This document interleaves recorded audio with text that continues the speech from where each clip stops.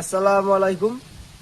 বলছি বন্ধুরা, সকল মানুষজন তো দেখেছেন যে সবাই বেশিরভাগই জানেন যে পাম ফল দিয়ে কি তৈরি করা হয়। তো কেউ জিজ্ঞাসা করেনি যে পাম ফলের যে খোসাটা হয় সেই খোসা দিয়ে কি তৈরি করা হয়। এই যে বন্ধুরা, সেই খোসা একদম পাম ফলের বিচিগুলো ছাড়িয়ে নিয়ে ঠিক এমন কায়দায় ঠিক এমন হয়ে যায়। এইখানে তো কেউ জাল দেয় না, আমাদের ইন্ডিয়ায় বাংলাদেশে হলে কেউ জাল দেওয়ার জন্য, যে উনুনে জাল দেওয়ার জন্য নিয়ে চলে যেত। তো বিশেষ করে এখানে সব গ্যাসের দামটা কম, তো সকলে গ্যাসে রান্না করে, ওই জন্য কেউ নিয়ে যায় না। তো বিশেষ কারণ হচ্ছে এই জিনিসটাতে কি করে, যে ছোট ছোট পাম গাছের চারাগুলো বসানো হয়, পাম গাছের চারার গুড়াই এরা পরিষ্কার করে এই ফলগুলো দিয়ে গোল করে সাজিয়ে দেওয়া হয়।